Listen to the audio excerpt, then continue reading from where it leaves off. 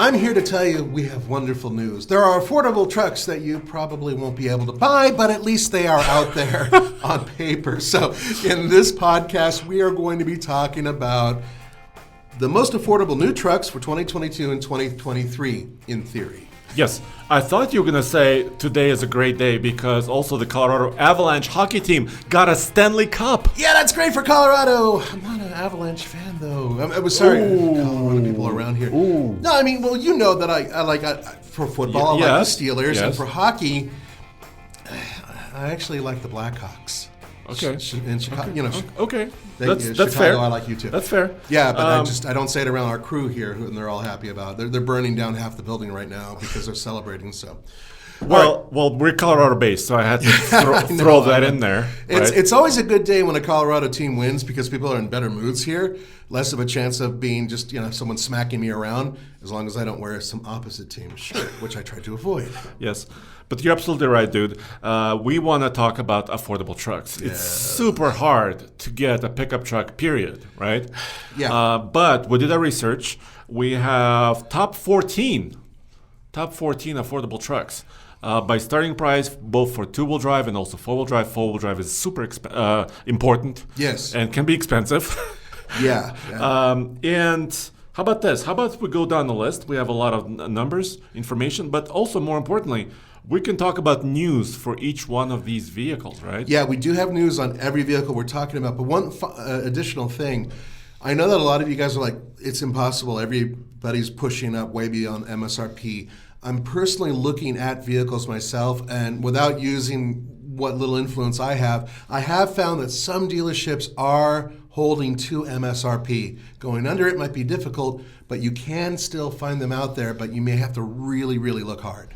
And also, technically, if you can find them, locally owned dealership franchises. So not, multi-state or regional gigantic stores, but smaller places sometimes can work with you. Yeah, absolutely. And go ahead and threaten some of those dealerships that overprice and say, hey, I'm going to go to TFL Truck and let them know. We actually do. Yeah, we've talked about that. Yes. And we will continue to do so. So anyway, let's get on with this, but we have a little bit of housekeeping. Yeah. To thank some Patreon members out there. Absolutely. We've had a lot of support recently. So we have a lot of support. I want to call it out for sure. First of all, ATXB supported us. Aaron DeFour, Matthew Derbubian. I love it. I'm sorry, Matthew. No, this is great. Matthew's fine with it, aren't you? Vijay Singh. Vijay, thank you. And Michael Drummond.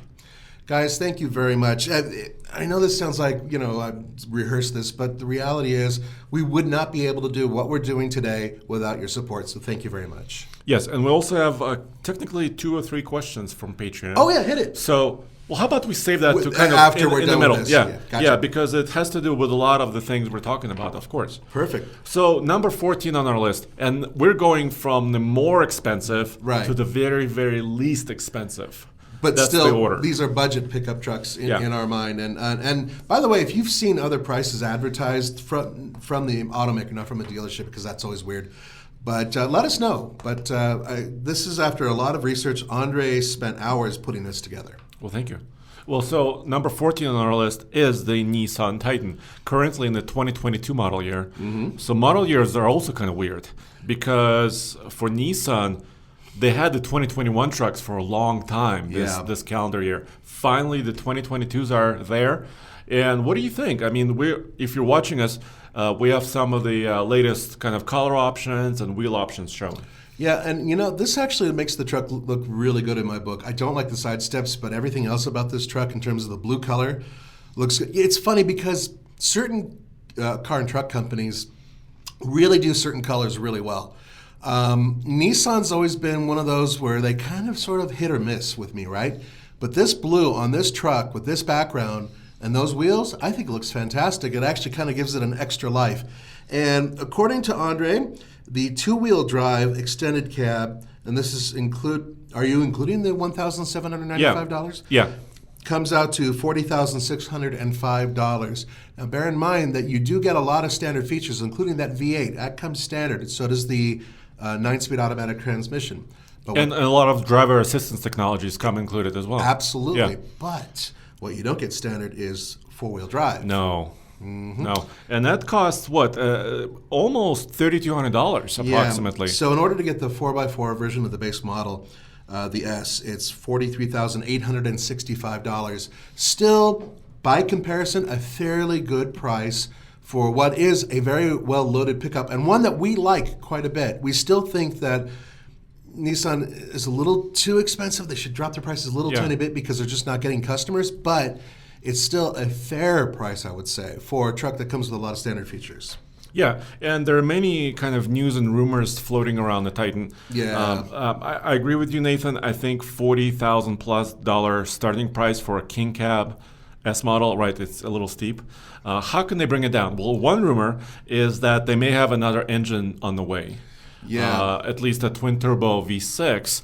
That was rumored related to the Nissan Armada SUV as well. Yeah, it was. And that twin-turbo V6, it could or could not be one that might compete with Toyota, meaning that there's a possibility that they would have a hybrid version.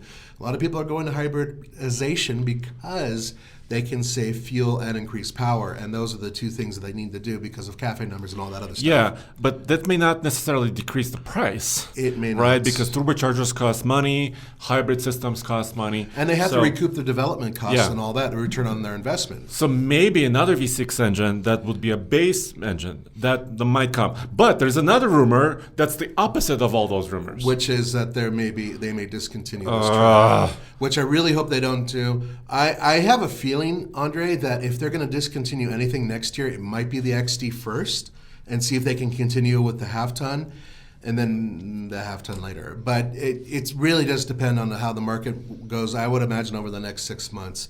I still think it's a hell of a good truck for what you're getting in terms of just a beefy, good truck.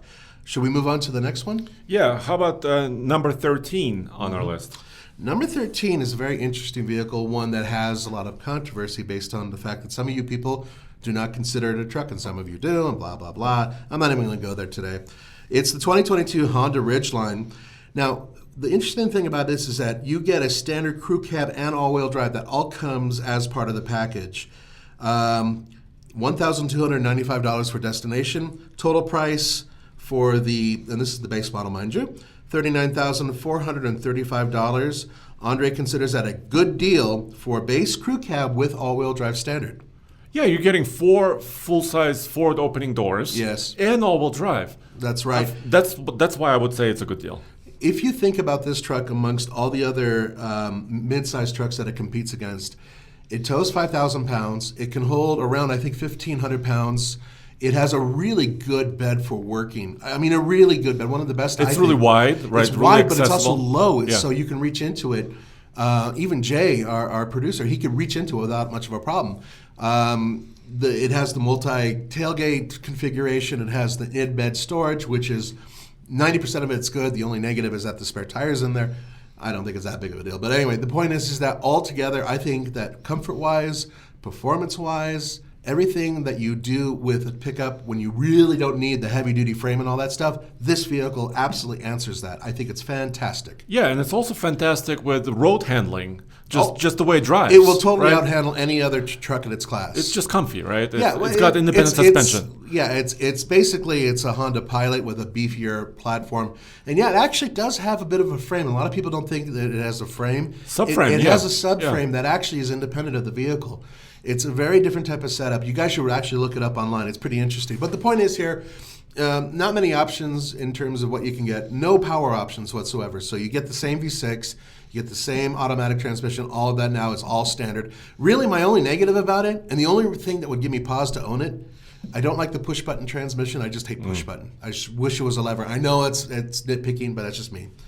Yeah.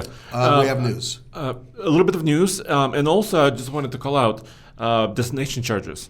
A lot of companies are, raising their destination charges, and Honda is still here at $1,295, which is one of the lower destination charges. And it almost goes across the entire lineup of their vehicles, cars and trucks, which is interesting. Yeah, and a couple of news. So you heard from Little Bird told you that a hybrid version of the Ridgeline may be eventually coming. Yeah, the rumor is that in the works right now they're testing out different types of powertrains to work with the new Ridgeline to make it more economical. Right now it is one of the better vehicles in its class other than diesels in terms of MPG, but it's still not that competitive if you think about it. So there are some powertrains out there that rumor has it Honda is looking at possibly putting into this vehicle in the very near future. And you and I did a video on TFL Now channel. By the way, all TFL is where you can find all of our stuff. All of our stuff. Alltfl.com, Right. one place, one-stop shop. We did a video with a prototype Honda Pilot. Yep. Right? Prototype vehicle, camouflaged, all that stuff. So they are working on the next generation of that chassis platform and maybe even engines. That's right? exactly it. And what we're expecting to see in the near future is electric vehicles coming from Honda, including an SUV and a bunch of other stuff in the very near future. So we'll see. Yeah. Also, you and I are a big fan of the original Ridgeline, so the first gen. Yeah, because it was kind of bulky, square. It was just weird. It was Yeah. kind of retro future. But good weird. In a good way, yeah. And I always felt, you know what the thing about that was? If you look at the silhouette, it almost looked like the same vehicle in both directions Almost. because of the weird flying buttress thing. Yeah, on the back. and it almost reminded me of the Avalanche, the Colorado Avalanche. Yeah. Once again, I mentioned Avalanche. Yes, you did. You managed. However, the news you have isn't great. No, the news is not good because the first gen, they're recalling 112,000 trucks approximately. Right. Mostly affected in the northern states, kind of the Rust Belt Right. area, for fuel tank mounts that could separate due to rust. Yeah, the corrosion from salt Yes. that they use, or different types of snow melt that they use, that goes onto the bands that hold the tank in, can corrode, and in theory, the tank can come out. Now, I believe there are no casualties, fatalities, or injuries so far reported. Right. So just keep it in mind Yeah. if you do have an original Ridgeline, pay attention to that. It's So, really yeah. easy to find out if your vehicle is recalled. You can go onto Honda's website. They do have recall section on their website. You could also go to the government site, NHTSA, yeah. NHTSA.gov, I believe. Yeah. Yes. And you can look up your VIN. You just put it in. You just pop in your VIN. Yeah. It works on both sites, actually. Yes. You can do that. So anyway, but we do recommend that you look at that if you have a first gen. But once again, a good deal. I think if you can find a Ridgeline, it can do a lot, like we said. Yeah, and I was seriously thinking about owning one. I'm just saying that out right now. Number 12. Should we move on there? Yes, and this is yet another one that I was seriously looking at. Surprising on this list, too, because we know how expensive they can get, and that's the 2022 Jeep Gladiator. Interesting vehicle. This is the Cruz 4x4 Sport with the 3.6-liter Pentastar V6. Now, that has a $1,595 destination charge, and this vehicle comes out to $38,765. And one of the reasons why it's a good deal is you're getting standard, a crew cab and four-wheel drive. That comes across the board. So you don't have to opt for that. You don't have to pay extra for that. And so if you're willing to get the base model, which is pretty base, you don't get a lot. Well, and even, it came out with crank windows too. That's right. Yeah. And manual transmission, baby, Yes. which Tommy has in his Willys, and you can get in almost every version of the Gladiator with the exception of the diesel. And I happen to like that transmission. Yeah, and by the way, it's also, the doors are removable. Yeah, and so is the roof. A roof is removable. Yeah, it could be a topless. It's the only one in the market that does that. Yeah, as far as the pickup is concerned. So if you could find it for under 39 grand, goodness. But you know what you won't get? You won't get beefy tires. Nope. You won't get lockers. Right. You won't get disconnectable front sway bar. Although I think the anti-spin rear axle does come with it. It's kind of like a G80. Or at least it's like a small option Right, that you can right. add on to it. But in terms of what that vehicle is out the box, if you want the automatic transmission, you have to pay more for that. I mean, everything, Jeep is they're kind of like a German company almost with this. They'll nickel and dime you for every option you want. They will force you sometimes to get like a package in order to get the options you want, which is what makes this thing so damn expensive when you put some features on it. However, if you're willing to get the absolute base model, the manual transmission, you can, in theory, get one for this price. And I'm going to throw this out here, Andre. In all the places, surprisingly, In Southern California, there was a dealership that had a price that was pretty close to this MSRP that I was looking at right around the time that COVID was after the first 6 months of the big lockdown. Yeah. So I'm not saying that it's going to stay like that, but the point is that this price, in theory, is doable, but you really have to look for it. And it could be a good, like a project vehicle. If you want to build up I an agree. off-roader, Yeah. right? You could, One that tows and hauls. Exactly. So you could get it kind of as a starter vehicle, drive it around for a while, Right. swap some tires onto it, maybe do some axles or whatever suspension you want Right. later on. So it could be a very good base vehicle. I also heard from a local dealer here in Colorado that a lot of the current Gladiators on lots that are available are also manuals. Right. Because of some sort of component or chip shortages, the manual doesn't have as many computer controls. That's precisely it. And Yeah. it's a far easier vehicle for them to build in terms of price-wise, just to shove that transmission in there. And there is, let's throw out there the rumor mill thing, but this is actually a little bit more than that. Over a year ago, almost 2 years ago, actually, when Stellantis and all that was just kicking in, Jeep said that they're going to electrify their entire fleet. And when asked directly, and this is back when Mike Manley was the man in charge, what about everything that's going on with the Gladiator? Yes, the Gladiator will be going through electrification as well. It's actually out there. However, he wasn't specific. But what we know for sure is that Jeep already has the 4xe, which is really popular, by the way, for the Wrangler, right? So that has the 4-cylinder turbo, and it has a full electrified system, and you can plug it in. Okay. No plug-in hybrid pickup trucks exist in the United States right now. I am going to throw this out there and throw in my hat in the ring. I'm going to say that I think that Jeep might be the first to do it with the Gladiator, basically putting in a very similar hybrid system that's currently in the Wrangler, because they do share a ton of components and maybe possibly the same battery size, putting it into the Gladiator. As such, by doing that, it will be the first plug-in hybrid available that is a pickup truck. But I'm only saying that. They have not officially announced it.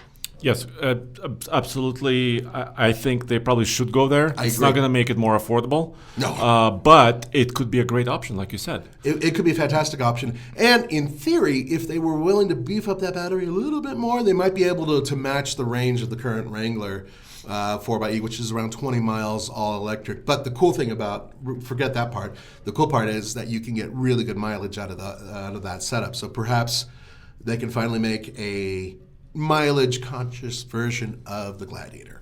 Yeah, I want to ask you guys, the audience, a question. Yeah. Actually, are you guys for plug-in hybrids or against them? Because this is kind of a controversy. I've talked to several people recently who some love the concept, because you have a little bit of all electric driving. You could drive off-road in electric mode, right? And then you have range, right? Because you have a gasoline engine helping you out. You can go 300, 400 miles.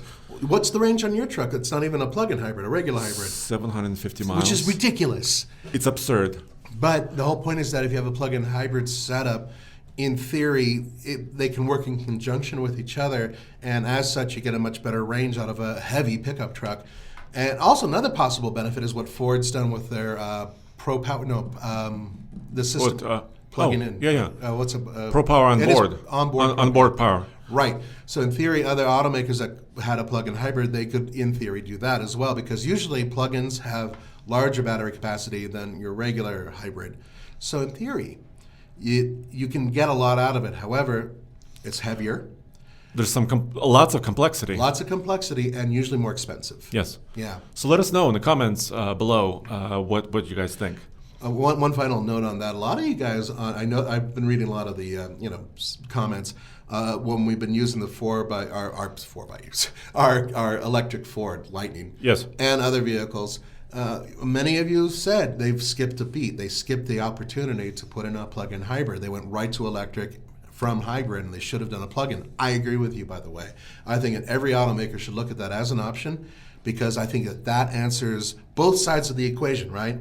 A lot of people are worried about power grid. A lot of people are worried about range and stuff like that. So yeah. you can burn cleaner because you're not burning as much, and you're getting better range, and you're getting all the benefits of electric when you do short range. By the way, a lot of people only drive 10 miles a day and whatever. You can do it all electric. Wow, that's great.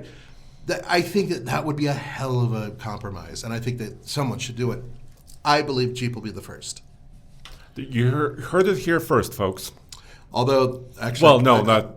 Actually, we've talked about We've it. talked about it before, but also there is another vehicle on this list that might actually be doing it. We'll get to that in a minute. All right, well, what's next on our list? There's Alex. There's my man. A picture of Alex for those of you who are listening. I just love Alex. He's the best. There you go. Number 11. Number 11. Yes. The 2022 Ram 1500 Tradesman two-wheel drive extended cab with the 3.6-liter V6, once again, the Pentastar, but at $1,795 destination charge. Which is one of the highest ones. That's one of the highest ones. Total price for this vehicle, $38,295. Yes. So this is the new generation. We'll talk about the classic Ram truck a little bit later. Right, that's also So this is the new body style, new generation truck. Right. And that's one of the reasons why we're showing Alex, because he used to own 2020 Rebel. He had but he had it with the V8. Yeah. And so anyway, so if you do want a truck, and this is close to, fairly close to 39,000, 38,000. Mm-hmm. By the way, four-wheel drive is not standard. No, and that's kind of hefty too. It's like $3,500 approximately. So that comes out to $41,795. So all of a sudden, it becomes almost as close to price as a four-wheel drive Titan. Which gives you more for the money. Yeah. So if you don't need four-wheel drive, this Ram 1500 is a pretty kind of a steal. Yeah. If you think about it, because you do have a V6 engine. By the way, V6 engine is not grand for towing, right? No, it's a good runabout engine. Yeah. So it's a good engine for carrying payloads. Yep. If you want to carry payloads, a lot of parts delivery services use Rams. It's fairly efficient. Yeah, relatively efficient. But if you want to tow up a mountain, that's probably not an engine you want. We've done it before. Yes. And it screams and yells and is not happy. Yes, and can increase in its temperature. Yes. Yeah, we noticed that as well. So, but that's still a pretty good deal. Any rumors here? Any news? We know for a fact. There's one. Yeah, there's one. We know for a fact that the Ram Revolution is coming out. That's going to be an electric pickup, and also possibly, and I think it's actually confirmed, they'll have a range extender for it. There's some official comments about this. Yeah. But we just the wording is always a little bit weird, and so it's difficult for us to report exactly what they said. But in this case, they'll be competitive, but it's still going to be over a year out, I think, probably before we even see one, right? Yeah, well, actually, they said they're going to show a prototype version this year, this calendar year, but it's not. It's going to be a 2024 model, right? So it goes on sale much later. So we're not going to get our hands on it for a year. But they introduced another engine in their Grand Wagoneer. Oh, that's right. Yes. So they introduced recently the Hurricane, the 3-liter straight-six gasoline turbocharged engine. And there's two versions of it. There's a standard one and there's a high output one. Right. And they said in one of those meetings, or when they were showing that engine, that it could be used with hybrid power as well. That is correct. When they developed it to work with a hybrid powertrain. Sorry, my tongue's getting done on saying that word. And there's more to it. According to sources, that powertrain can be used in almost anything that Stellantis builds that has a front engine rear drive setup. So yes, even possibly Jeep. So even though it is a straight six as opposed to a V6, V6s are far more compact for those of you who don't know. It's supposed to fit in almost anything. It's 3-liter, right? Mm-hmm. So in terms of internal displacement, it's very similar to a lot of other V6s and straight sixes that are currently out there in the market. A lot of them are 3 liters. So it's like a magical number in terms of internal displacement. So anyway, that powertrain could wind up in a lot of stuff that Ram builds. We think it will wind up in pretty much everything. Yeah, so it's got... I'm excited for this engine. Yeah, power. We haven't driven it yet. Nope. And it should be smooth. I mean, if we can speculate, right, straight six orientation, that means there's not a lot of vibration. That's correct. They tend to be much smoother. Much smoother engines, turbocharging, they can vary the size of the turbos to get you low-end grunt. Efficiency, if you don't step on it too hard, could be good. In theory, yeah. So it's an exciting engine. It's coming up. We don't know when or if. Well, yeah. I mean, it should come. It's going to come, and they spent millions on it. If not billions. Yeah, exactly. It'll happen. We just don't know where it's going to show up first. Speculation is that it might actually show up in some of the Dodge products first. That being the Charger and Challenger, but that's speculation. All right, should we move on? Yeah, what's next on our list? The Toyota Tundra, the 2022 Toyota Tundra SR two-wheel drive extended cab with the 3.5-liter twin turbo. Now, this kind of surprised me. I thought that they were even more expensive, but you found out that they're not. Destination price is $1,695 for a total of $37,645. Yes, and this is their SR model, still twin turbo. So it still has that powerful V6 engine. Right. And although it's detuned. So there's a couple of caveats there. Mm-hmm. But still, I think for under $38,000 technically for a two-wheel drive truck.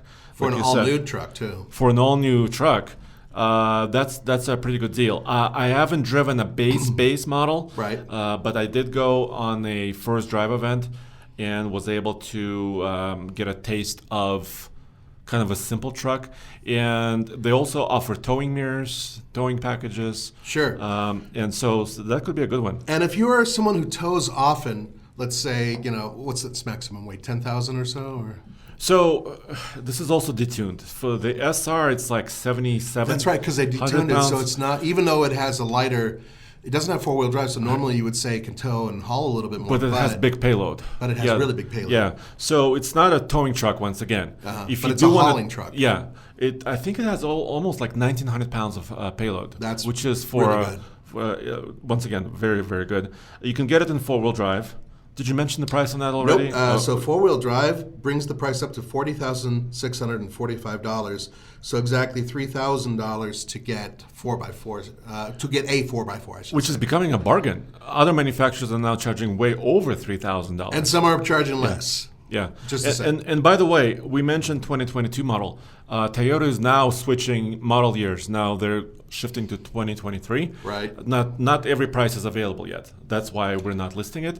But a lot of these manufacturers we mentioned already, including Honda and Jeep, Ram, and Toyota, and even Ford, that's next, are switching over to model years. So you may not be able to order the 2022 still. I mean, the ship has sailed. Right. So in other words, you might have to go on and order a 2023 model. Or find one on the lot, which is hard.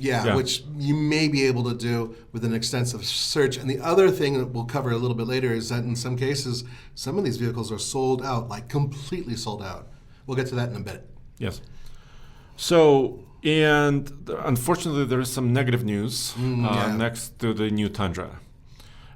Which is a recall. Yeah. So this just came out a few days ago, and the recall has to do with some nuts on the rear axle that may loosen.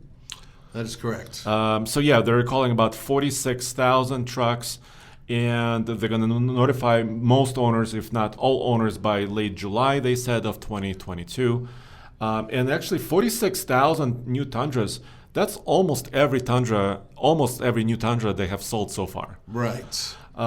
They said the dealership, to deal with this, they will either properly retighten those bolts or change some components to make sure this doesn't happen again. Gotcha.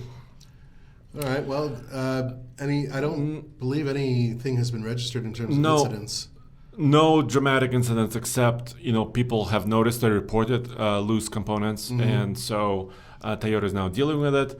But this chassis, what I wanted to say is the new rear axle, right, multi-link system coils, right, is also underneath the LX 600 Lexus. You're right. It's also the new Sequoia. Right. It will be a version of it will be on the Tacoma that's coming up. Right. And that is something that's worth mentioning, that Toyota is going to the TNGA platform. And that platform is going to underpin pretty much everying in the next few years. All of their body on frame. Right. It's a modular one, so it can shrink down. And it's not just like everything's going to have the same wheelbase. No, they won't. So that's a little bit unfortunate. It's not a such a huge, catastrophic recall, but still. Hey, I'm glad they're hitting it early. Significant. Yeah. Right. Imagine if something went wrong. Yes. So there you have it on the Tundra. It's number 10 on our list. Number 9. Let's go there. Number 9 is the 2022 Ford F-150 LX two-door, two-wheel drive with the 3.3-liter V6. That is their very base engine. And that includes a $1,795 destination charge. Total comes out to $32,665. So this is a huge jump if you look. Yep. If you look, so number 10, the Toyota Tundra was $37,600. Right, but that was an extra cab. Yes. Right. Yes. And now we're going to a two-door truck, and the price is drastic. Which a lot of you guys ask about too, which as often as we can get them, rarely will automakers give us the base model or give us, when they have an extra cab or a king cab or whatever. Usually we get the bigger cab.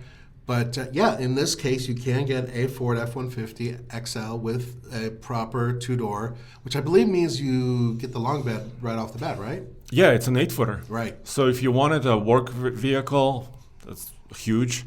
If you wanted a little bit of an overland vehicle, you can kind of build one up. Sure. To do that as well, especially if you get four-wheel drive. But dude, look at the four-wheel drive price. Right. So there's a massive jump to four-wheel drive. To get this in four-wheel drive, you're spending $40,645.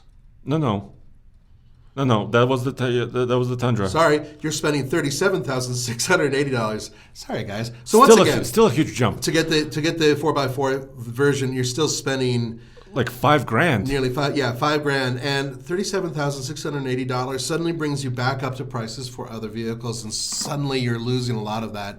So such a huge jump for that price. Does that mean you have to get special packages to get to that price, or is it just that's it?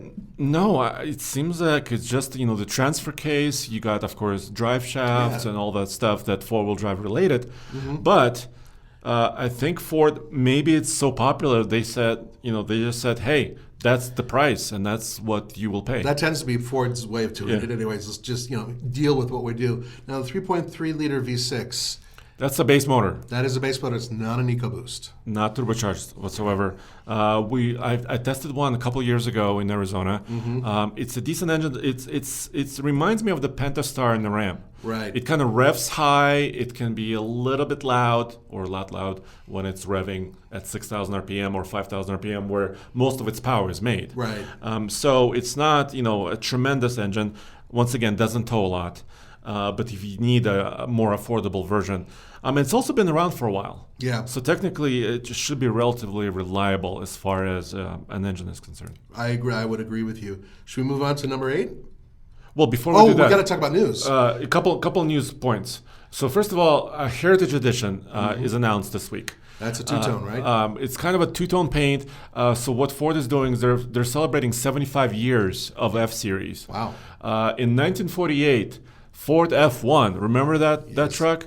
I always loved that style, kind of big fenders, nice round and headlines. Right. Yeah, so 1948 was the first Ford F-Series trucks beginnings, and now the F-150 is in its 14th generation. Oof. And so they have a lot of heritage, and they're celebrating with 5 two-tone paint jobs.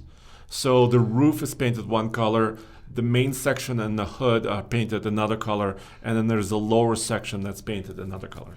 Yeah, and for those of you who are able to see this, we do have one up there, which is the red and black version, but there are other colors available. Yeah, there's a blue, there is a couple of others. Yeah. So that is to say it's an XLT. It also gets an interior update with some a new console, some stitching. Right. So it just spruces it up a little bit. They're saying pricing for the 2023 Ford F-150 lineup is coming a little bit later this summer. So no price yet, but I'm sure they'll probably maintain pricing kind of in line to what you've been seeing. Right. Okay. Should we move on? Yeah, let's do it. Number 8. Number 8 is the 2022 Chevy Silverado.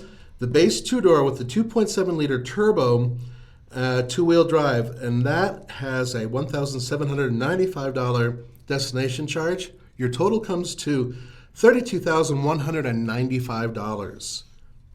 That's actually a really good deal for a full-size truck, and it competes directly with this Ford F-150 XL. Yeah, and undercuts it by a bit. right? Right. So a solid truck. And while we are going this direction, I wanted to, before we talk a little bit more about the Silverado, because we've tested several of them recently. Yes, we have. I want to mention a couple of Patreon questions. Oh, sure. Can we do that? Yeah, let's hit it. Okay, so on the previous podcast episode, we also talked about JNL Automotive, who is our supporter, and he was looking into a full-size pickup purchase. And I asked them, what is your rear axle ratio on your truck? Because he was considering a 2.7-liter F-150. And he says, where would I check this information? Oh, you know. Yeah. So I kind of assumed. I'm sorry, JNL. So on the Ford, it's actually not too bad. In the door jamb of the driver door, there's a sticker for gross vehicle weight, right? All the weights. And there's also an axle code. It can be a letter number combination. So you just look up that code and quick Google Ford, maybe like L9 or something, right? And it'll give you the number. So that's important for towing. Right. Because if it's a 373, that's good. You can tow a little bit more. If it's not, it's more for efficiency and you cannot tow as much. Right. And it's also important to know that information if you're going to do upgrades to the truck itself, put in larger wheels or tires, that type of thing. Really good to know what your rear axle ratio is. Yeah. If you have, that's for more recent trucks. Yeah. If you have others, GM, Rams, it may be a little bit more challenging to find that axle information. If you go real far back with GM, you actually have to look inside the glove box where they have a sticker. I mean, automakers are like that. But you can also go online and VIN, check just a VIN. drop the VIN in there. And in many cases, it'll give you all the information you need. There's a variety of different websites that'll do that. Yeah, for example, for the last, I want to say, like 8 or 9 years, Ram had a towing guide where you can look up your VIN. GM had a similar system, and Ford has the stickers, basically, for public use. Another one to look at, which is Trailer Life. They have their towing guide, and their towing guides for the past, I think, 20 years now, shows a variety of different options available for the particular truck, and it'll show axle ratios and a variety of other things too, including tow ratings. I do recommend looking at that too if you're looking, a step further. Yeah, and there's one more comment on patreon.com/TFLcar is our Patreon page. One of our supporters, Daniel Kuker. Good enough. Daniel says, actually Dan, there you go. Dan's the man. Dan's the man. Dan has a comment, not a question. Okay. Dan's comment says, Taming Tumbleweed video series is my favorite so far, period. Dude, thank you. Well, you've been involved with that pretty heavily, especially behind the scenes. Yeah, well, Alex, you mentioned Alex, Yeah. Our colleague here. Alex kind of is driving that series, of course, with Roman and David. Yeah. Roman and David are also appearing in a lot of these videos. I'm sorry, that's the Silverado picture. But thank you for noticing. We actually spend a lot of energy on this and building off-road courses, easier ones and harder ones. And we're kind of building it out. We're going to put a barn on the property. Which is coming really soon. I mean, all the measurements are done. The location is there. This property is going to go through a lot of changes over the next couple of years. Roman does not like to wait. So they will be happening sooner rather than later. And over time, we're going to basically turn this into a property that we can do everything in terms of evaluating off-road vehicles, being able to do some builds possibly, you name it. And also some stuff with future trucks too, in terms of possible electric grid stuff that we'll cover in a later broadcast. Yeah, and it also relates to our Northern Lightning series, driving to Alaska. Right, and which is happening in July. Very soon. Yeah, it's happening. By the time you guys hear this podcast, we're going to be It's coming, it's coming imminently. So that's coming. Also, Alex and team are working on TFL bids. Our auction site is back. We really want to show and sell and buy and sell, or help you buy and sell, not us, affordable vehicles. So four-wheel drive, trucks, etc. Right now we have the, I think just closed, the Escalade was being sold from the Go Big series. Yeah. Your Ford Excursion was up there. Yeah. We had the Suburban, etc. Yeah, and just one way to look at this bid site is the fact that a lot of other competitors out there are charging an awful lot of money for the sites. We're not, by comparison. we're trying to sell cheap vehicles. So that's kind of our whole point here. And it's a point of this episode too. Yeah. Affordable stuff. Yeah. And we're talking about $6,000, $8,000. Right. Smaller numbers, but still good vehicles. Well, in today's day and age, I think that helps the folks out there. So should we continue, or you got one more? That's it for now. So thank you, Dan. Dan is also an owner of an F-150. So thank you, Dan. Perfect time. So Silverado, just to wrap up the Silverado conversation, first of all, it is affordable. The 2.7-liter turbocharged engine is good. It's a good engine. Yes. I would take it over the 3.3 in the Ford, especially up here at high elevation. Having a turbocharged powertrain really does help. The four-wheel drive system, I forgot if you mentioned it. Oh, yeah, I did not. So to get the 4x4 two-door with the 2.7-liter turbo, your total is $36,795. Once again, a lot of extra dough to buy the 4x4 system. About $4,500 to get that.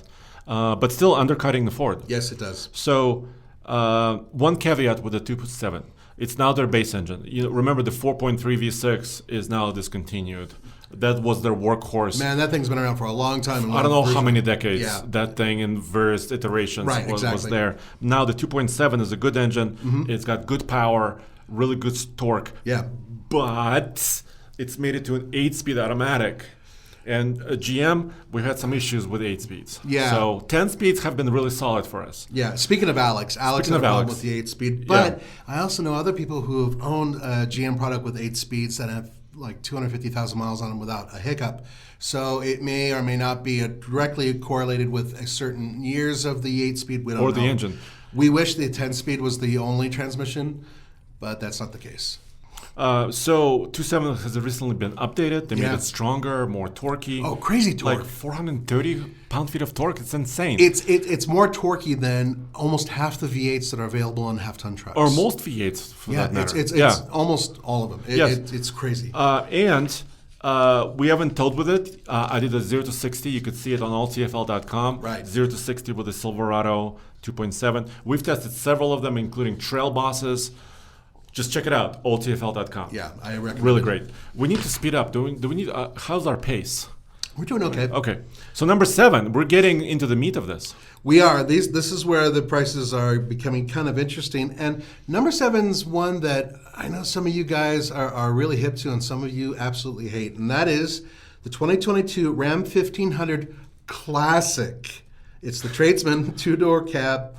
2-wheel drive with the 3.6-liter V6, once again the Pentastar, and it has a $1,795 destination charge for a total of $31,310. Now, yes, that's the Classic, meaning that's the platform and the design that goes way back. And before 2019, when the new Ram came out. Right. So they're still using the same old stampings, the same platform, the same powertrain, the same goodies that were in the previous model going way back. But you guys have a demand for it, and so they're selling them. And this is what makes Ram really competitive right now in terms of numbers, because they sell a lot of them. People still love the old design. So there's that. And also the 4x4 version, once again, huge price bump.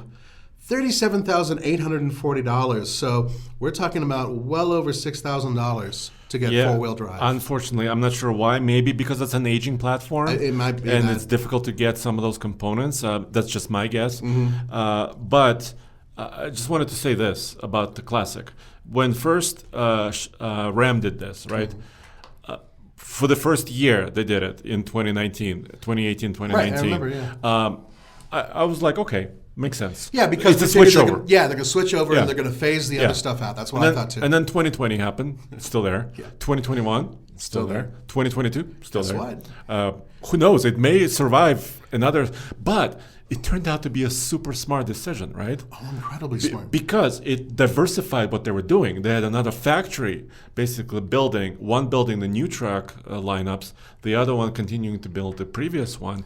And they have components that one may have had and then one did not. Right. And we're still able to sell trucks. So they're still able to get a Ram product out there on the lot. It may not be the brand new one. It may be the Classic, but nonetheless, it's going to be there. And I think that, yes, that was a very smart move. And I'm pretty sure that they had a last-minute meeting right when COVID was kicking in and all the part suppliers and everything else was falling apart. And they were like, you know what? Maybe we should keep going. Yeah. And they did. Yeah, and they did. And, proper to them for doing that. And also, this is a inexpensive truck for what you're getting. It's still a decent pickup truck, too. Yeah, and the V8 is available. So if you do want a V8 and one of these, you can have it. Right. And if it ain't broke, why fix it? Exactly. Yeah. Any news on this truck? No. As far as we know, it will be built indefinitely. I know, sir. 2050 rolls around, the truck will still be there. But speaking of if it ain't broke, don't fix it, let's move on to something that has been recently extremely fixed. Yes, and also very similar to what it was. Number Yeah. 6 on our list is a 2022 and 23 Nissan Frontier. Yeah, it's the extended cab, two-wheel drive with a 3.8-liter V6, and that has a $1,295 destination. Once again, Nissan is one of the least expensive for destination price, make it a total of $29,895 for that model. And if you want to go to the S model with four-wheel drive, that's $33,185. Not as much of a jump as some of the other ones. But important facts here. First of all, that is a great deal because you're getting the beefy V6. That is standard. They have no four-cylinder anymore. And you're getting that 9-speed automatic transmission, which is similar to the one that's inside the Titan. Both of those come standard. Yes, and a four-wheel drive is not that expensive. Right. Adds about a little bit more than $3,000 to $33,185. Right. So I would say for four-wheel drive pricing, the new Frontier is really a great deal, and they're selling a lot of these, dude. I'm beginning to see them in my community now, finally. Yeah. I thought they would take them forever. Interesting thing about the Frontier, it still has some components left over from the past, but for the Some most of the part, frame is shared from the Right. previous one, yeah. So its capacity, its towing ability, and its payload, very similar to the previous models, which isn't bad at all. It's still competitive. It's still out there. It can tow more than, let's say, the Honda Ridgeline and all that. I think it's in the 6,000 zone, right? Yeah, it's like 6,700 pounds-ish, Right. yes. So I personally feel, and I think you agree with me, that they did a really good job updating the truck. It looks better in person, and some of the most comfortable seats in the business for a midsize truck next to the Ridgeline. That's my personal thing.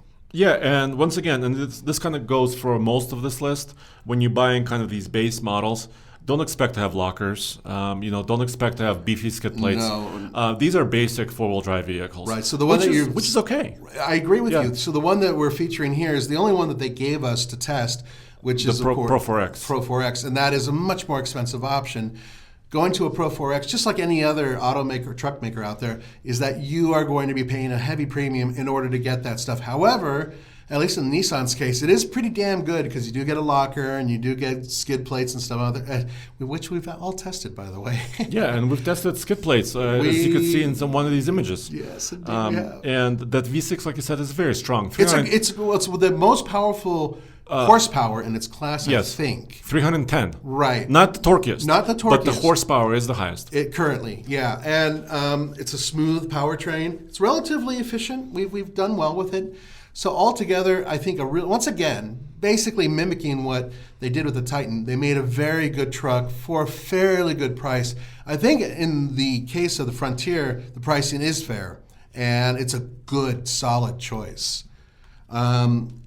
Any news on the Frontier? I don't recall anything going on. No, obviously they're switching model years soon, so that's happening. Like we said, they're very strong sellers right now. They're able to pump some trucks out and actually get them on lots and get them in people's owners' hands, which is really great. I'm curious to see what their numbers are by the end of the next quarter. Which just comes out in about a week from now. So I'm sure it's going to be much better than it was last year for them. Yeah, so I don't have a lot of rumors here. Yeah, me neither. I mean, you know what I want them to do? And this is not affordable. Yeah, I want them to build a wide body Frontier. Oh, I agree. I want a little bit more ground clearance, and bigger tires, that type of stuff. What was the name of the concept that they did with the bigger brother Titan? Warrior. So if they could make a Warrior version of this truck, something that is comparable, I don't know if they can afford to do it. Like a Ranger Raptor, maybe? Exactly, just to compete directly. And also the next. ZR2 Colorado and all that. If they could build a competitor for that, that would be great. They would actually leapfrog Toyota, which is not doing that currently. And they would have a hell of hard-hitting truck. I think it has the platform to do it, but that's just me. We'll see what happens. But yeah, let's move on to the next one then. Yep, And which that is, we almost mentioned it. Yeah, well, we sort of did. It's the 2022 Chevy Colorado. The base extended cab with the 4-cylinder. Oh, wait. Did I jump? Wait. Oh, I totally missed one. Yeah. I missed two. So I missed three. number 5. Sorry, guys. No, dude, go number 5. I don't know why I jumped like okay. that. I think the microphone was covering it. That's my excuse. Okay. Okay, let's try this again, shall we? Sorry, guys. Number 5 is the 2022 Ford Ranger XL two-wheel drive extended cab, and that includes a 1,495 destination. That doesn't include it's including that price. Gosh, it comes out to $29,255. That is an excellent price, by the way. You do get standard, their turbocharged engine, their 10-speed automatic. That comes standard. So that's a really good price. But if you want the 4x4 XL, once again, big price jump, $35,290. So $95. Yeah. I should say. That's a lot of extra dough to get there, man. Yeah, and also, gosh, $6,000. the Ranger, this is a difficult one. Yeah. There's almost none of them on lots. Oh, yeah. The sales are down. There's a couple of factors here. This is kind of my view. This is not Ford's statement. But the factory in Michigan that's building the Ranger is also building the Bronco. The Bronco is super, super hot. Ford is trying to prioritize the Bronco, in my opinion. I think I see where you're going with this. And I agree. And unfortunately, the Ranger is struggling as far as it's not a bad truck. No, not at all. We've tested it numerous times. We took it to Moab, cross country. Yes, cross country, towed with it, and it tows really well, 7,500 pounds. It's one of the best in class. Yeah. But the thing is with the Ranger, this is the extended cab, and that extended cab is very small. Just so you know, yes, you could put people in there. No, they can't be big. Yes. At all. Yes, and of course, crew cab versions are available, but we want to be. This show is about low value, right? Right, exactly. I mean, high value, low price. Dollar, right. Yeah. So good pricing. 4-wheel drive is again once very expensive. Yeah. $6,000 plus. A 4-wheel drive Ranger is now more than a 4-wheel drive Frontier by a lot. Yeah. So I don't know if that's an issue. Yeah, and but a new one is coming. The new Ranger. Right, and we are expecting a lot of things with this, but nothing's been confirmed. Now, in Australia, they did release the new Ranger, so we know what the new front end styling, looks like. yes. Which it has really grown on me. Well, this is the Raptor version that you're looking at here. And they also unveiled the Raptor overseas, too. Right, yeah, because apparently just nothing good that happens in the United States before... all the other guys get it first, and then maybe we see something. But we do not know for sure what the powertrain numbers are going to be, even the looks look. It could look a little different here. But from what we're guessing, and I think a lot of this does make sense, we will have an all-new interior, which is something they've needed to do. We will have a lot of new components underneath, possibly a new powertrain or two. Yeah. And then there's a lot of rumors about the Ranger in terms of its powertrain, which may find its way over here, including a possible hybrid powertrain. Yes, and we do know this, that 2023 Ranger technically switchover is happening kind of this fall. Right. We don't know if it's going to be the same body style or maybe the all new generation. Right. So no idea. So yeah, and Ford can go either way, right? They could say, "Hey, we're ready. Let's do this. We have all the components. Let's start building this." Or they could say, "Hey, you know what? The Bronco's taking priority a little bit further, so let's continue with the current truck a little bit more." So we just don't know which way the Ford is going to go with this. Right, and it's always funny because when they brought the Ranger back, it was kind of the bastard child that nobody wanted at first. Ford barely did any promotion of it. It was not one of those vehicles that you saw prominently.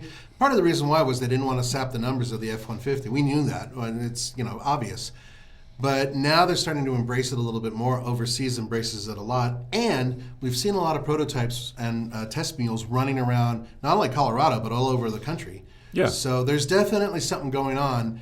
It's just a question of whether or not it's going to be released as a 23 or 24 model for the all-new one. Yeah, or mostly new one. And a lot of you have sent us prototype pictures. A lot of pictures, thank you very much. Even this uncovered one with a separate bumper kind of area, which I think is what the U.S. version may look like. Right. That's just my take on it. So, and this was in Arizona. So, yeah, it's coming. We just don't know exactly when.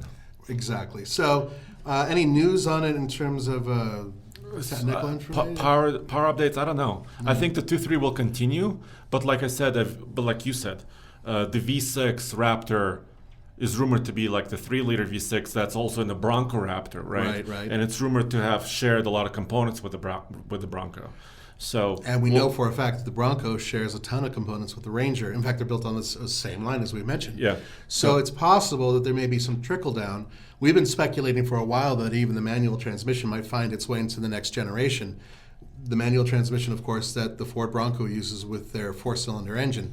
So it's possible that that could go in there if there's enough. Yeah, I don't know if there is, but if there's enough want, need, and desire.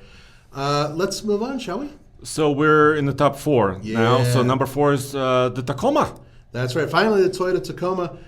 This is the SR two-wheel drive extended cab, and that includes a $1,215 destination charge, which I think is the best on this list. Yeah. For a total of $28,365. That is your absolute base model 4-cylinder.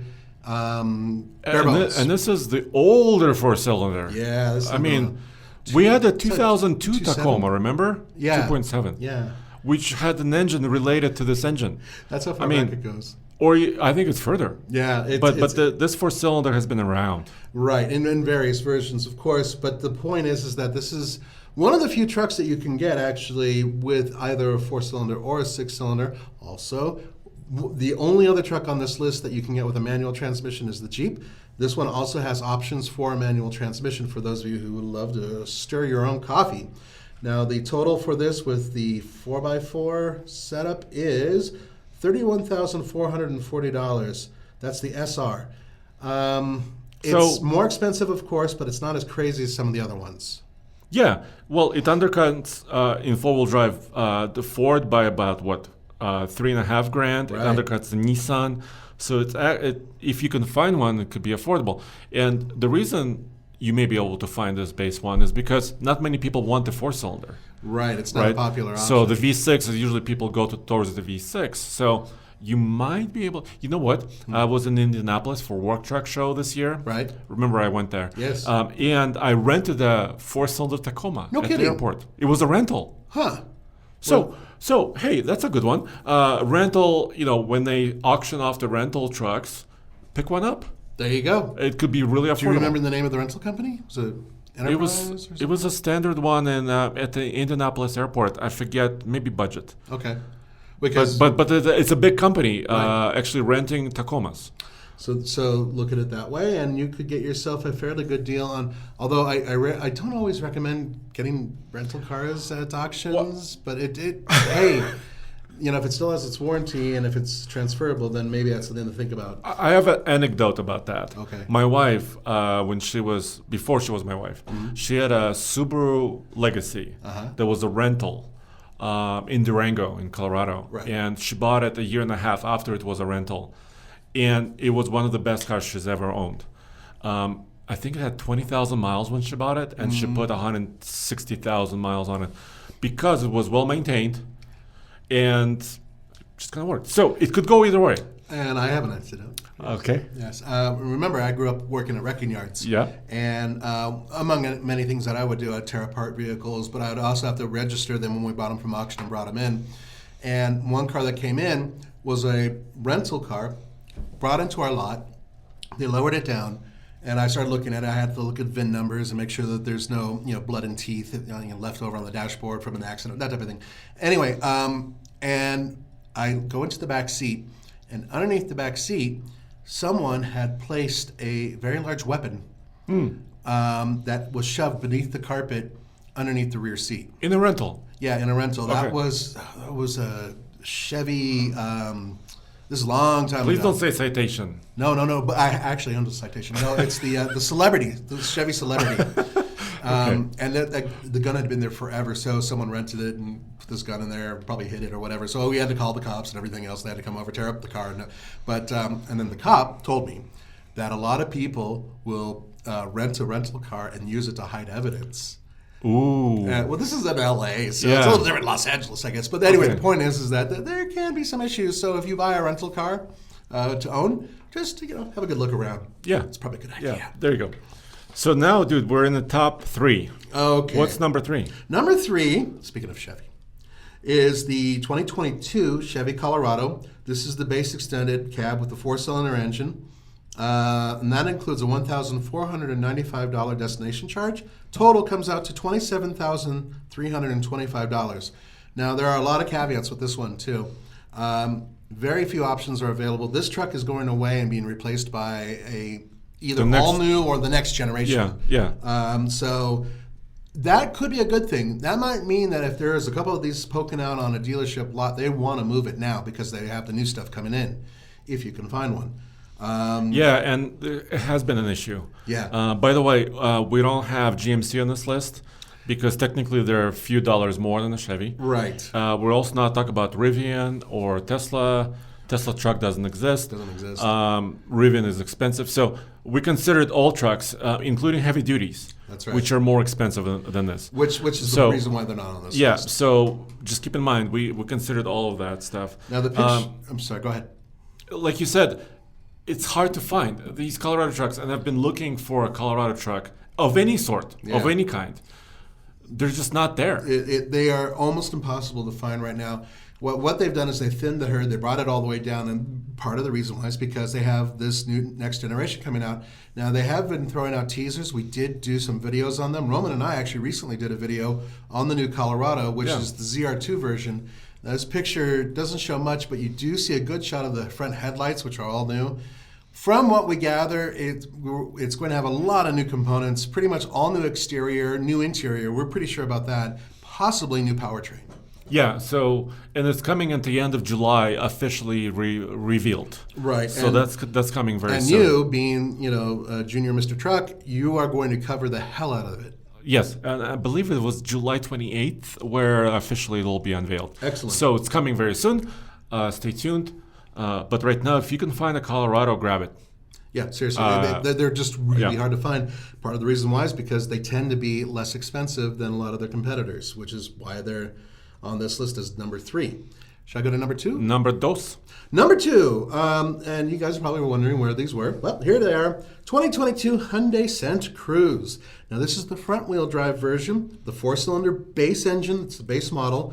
And a $1,295 destination charge, which isn't too bad. Total comes out to $26,135. Now, if you want the base model with all-wheel drive, that pops the price way, not that far up actually, to $27,635. I believe that's a $1,500 charge, which is very inexpensive if you compare it directly to the other trucks we've talked about. Totally, dude. Totally a great deal. Once again, not easiest to find. I mean, we tried to find a base, non-turbocharged version, right? They do exist. They do exist. We have a long-term Hyundai Santa Cruz that we've been testing for a long time. By the way, it's been bulletproof so far. It's been excellent, but it's not a base model at all. That has the beefier turbo. Now, for those of you who are wondering, the vehicle we're talking about has a naturally aspirated non-turbo, 4-cylinder engine, front-wheel drive, 8-speed automatic transmission, and then all-wheel drive is the option. And this one has a lower tow rating. I believe it's 3,500 pounds, and it comes with very little. So that's why it has this really good price. Now, if you want to bounce up and get the turbo, which is available with all-wheel drive, you're suddenly using a dual-clutch transmission, which is also an 8-speed. You are talking about a turbocharged engine with a lot more power, and of course, all-wheel drive, which I believe is standard with the turbo. I don't think you can get just the front-wheel drive turbo. I'm pretty sure you can't after. And also DCT, it's a dual clutch transmission with the turbo. Right. So yeah, totally. And they can be $40,000 by the time you're done. Oh, you can go over $40,000 if you start adding goodies to it. And yes, there are once again unscrupulous dealerships that will pop the price. However, I have personally looked at the the regular base model. If you get the regular base model, there's not a lot of upcharge going on, at least in the local dealerships that I've looked at. I made a few phone calls, and so far the prices have been pretty close to MSRP. Hey, I'm only talking about Colorado, and I'm talking about the Denver region too, by the way. So it may be different where you are, but I'm just letting you know that my own personal experience so far has shown that. And I think that the base model could be worth looking at. Once again, doesn't tow as much, but when you buy a vehicle like this, you're not looking for the high towing stuff anyway, right? No. It's kind of a runabout, right? And Right. you could put stuff in the bed. It's a 4-foot bed, roughly, right? Yeah. And then you drop the tailgate, and you're up to over 5 feet, I believe. So Yeah, so it can hold some stuff. And payload is good. Payload is actually quite good. Yes, Like 1,400 pounds, which is excellent. and it does have similar to the Ridgeline. It does have an in-bed cargo area, but it's much smaller than the Ridgelines. Yes. So that's a great option. And then number one on our list, we're there. Drum roll. You guys already know. Yeah, it's the Ford Maverick. Ford Maverick. Yeah. Big surprise. But this Ford Maverick hybrid, because the base model is a hybrid, Which is always astonishing. which is to me. insane. Yeah. Is currently on Obtanium. Yes. So it is number one technically. So what is the price? So now this is including $1,495 for the destination. Your total comes to $21,490. But Yes. So first of all, you're getting the hybrid technically.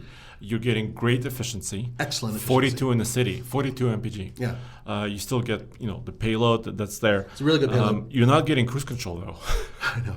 Yeah. You have to bump up to the next level to get cruise control and some other XLT, stuff. yeah. Which I do recommend. It's not that much of a bump, but it's another one that I seriously looked at, and I'm still seriously looking at. The problem currently, aside from the fact you can't find one, and you cannot find one, is that you cannot get the hybrid with an all-wheel drive option. It only comes as front-wheel drive, so you have to keep that in mind. Now, that's perfectly good for you guys who live in the Sun Belt and whatnot, or in the South, but up here in snow country, having all-wheel drive or four-wheel drive really does help. Yes, and also lots of rumors here. First of all, I think, if I'm not mistaken, our colleague Grant, our marketing manager, he looked into getting a hybrid. We talked Maverick. about that, yep. Yeah, and couldn't find one. He literally could not find one. They are sold out, and you cannot get one for this model year. So maybe 2023s, those order books should be opening soon. So keep an eye on our websites, alltfl.com. we're going to announce it the minute we know. Yeah, because you're still getting a good deal.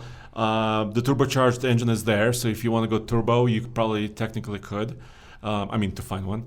And also, there's lots of rumors. Yes. There's rumors about a hybrid, all-wheel drive. Yes. There's a rumor about a plug-in even. Right. So I believe it was Motor Trend recently broke a story where they got a very good shot of this electronic component hanging out of the side of a test mule that was running around. And that Maverick looked like it had the ability to be plugged in, meaning, of course, that it could be a plug-in hybrid that they're testing. And on top of that, this is from them. They stated that vehicle was all-wheel drive, meaning that once again there could be a first to the game, and that might be Ford with a plug-in hybrid pickup truck. And if that's the case, this could be extraordinary. It could be a hell of a vehicle. Well, they already almost cornered the market, right? They already have. Santa Cruz is there; it's on sale. But they don't have a hybrid version of the Santa Cruz. Which, by the way, can I quickly go there? Yeah. Hyundai has a powertrain that should work with this vehicle, not only as a hybrid, but they do have an all-wheel drive plug-in hybrid powertrain that in theory should be able to go into their Santa Cruz. Yes. No announcements about that. Haven't heard any official rumors or anything really. It makes sense, but who knows if they're going to do it at all. Yeah, and Ford, they caught many by surprise. Oh, man. Including General Motors, with their pants Toyota, down. Nissan. Everybody's wondering what just happened, including Stellantis. Oh, man. They're already doing well, and if they're expanding on that, it could be great. I think that a lot of the automakers out there, because we knew that the Maverick was coming, they had time to prepare. But I think that they felt that it wasn't going to be as popular as it was. Or perhaps that Americans wouldn't say yes to a front-wheel drive pickup truck or a small unibody and then pickup smack. truck. And they got smacked hard. Yeah. GM and Stellantis, they have vehicles out there that they could have slapped together and basically competed directly with this vehicle in that amount of time. I guarantee you they could have done it. But they just looked at it, and I think they felt that it wasn't a challenge. And guess what? Ford absolutely cornered the market. Good for Ford on that one. And it's a good truck. It's a good little truck. Mm-hmm. So is the Santa Cruz, by the way. I really like both. Yeah. So there you have it. This was kind of a lot. It was kind of a marathon, but I hope you got a good perspective as far as what's affordable. And Because we talk a lot about the expensive stuff. Because that's all they give us to test, Yes. and that's all that's available for us. But And just a preview of next week. Next week on the podcast, we're gonna dive a little bit deeper, I think, into Rivian trucks, because I spent some time with their chief engineer. that's right. And got some good tidbits. And that chief engineer's resume is bonkers awesome. This dude is scary. He's like someone who I think could build satellites if he wanted to and stuff like Well, that. he used to build McLarens. Like the P1 McLaren, which was a moonshot. So anyway, but stay tuned for that. Andre's got some good stuff in the very near future. So that's coming. And of course, all truck news. All truck news here. Appreciate it. We'll see you on the next one. Have a good week.